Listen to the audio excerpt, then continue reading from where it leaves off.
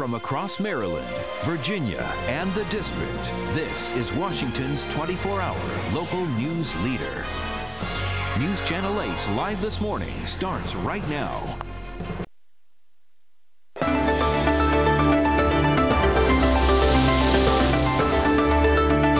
In America, cancer takes the lives of 500,000 or so people each year. But some new research shows that cancer death rates have been in a steady decline now for the past 30 years. And part of this can be attributed to early detection in screenable cancers. Dr. Gupta of Associates in Radiation Oncology joins us live this morning here in the studio with some perspective on all this. Always good to see you, Doctor. Thank you for joining us. Thank you. This probably comes as a surprise to a lot of Americans, because we hear sort of the steady drumbeat of cancer and the problem that it is. Everybody knows someone or some family that's been affected by it. But there actually is, big picture, some pretty good news to talk about in this, what was in the Nixon administration declared the war on cancer. Yeah. So yeah, the war on cancer is still going on, frankly. About 500,000 people per year still die of malignancies. But this research that's come out is showing some age-adjusted mortality rates. And we look at age as an issue with individual cancers, so this is looking at it as an overall picture.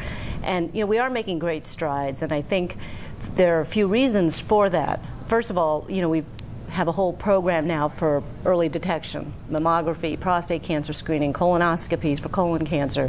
And those are the three big cancers that affect most people, and we are seeing far more early detection, and I think that's helping the mortality rates. Another big factor that needs to get sort of included in this, the number of Americans smoking. Right. What was and remains the single biggest preventable cancer risk, smoking cigarettes, and a significant number have, and we're starting to see the real benefit of that as well. And we can only hope that trend continues. The problem is we have another generation of a lot of young people who are picking it up.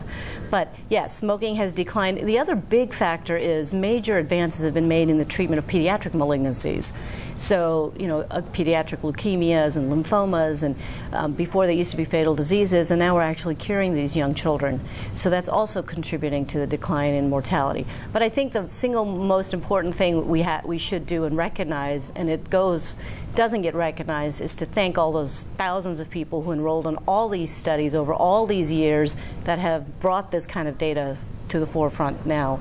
So, thanks to all those thousands of men and women who were on experimental studies that proved to actually be of benefit. We don't get the good drugs and procedures that we have now unless somebody is part of a clinical trial to see if they actually work, which ones work and which are the less beneficial. There's another thing to think about too, and all of this is sort of down the road a little bit.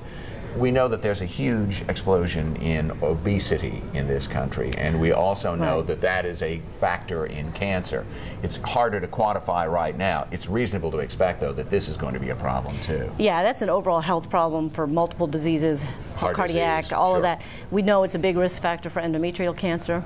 That's one so far, but I think, yes, that is going to be the future of the problem, is the obesity, in terms of cost of health care in general. So, we need to start paying more attention to these young kids who are already headed down that path. And think about it in those terms. This is a cost to everyone in the country, and the more we think about it in those terms, the more I think it becomes a very real situation.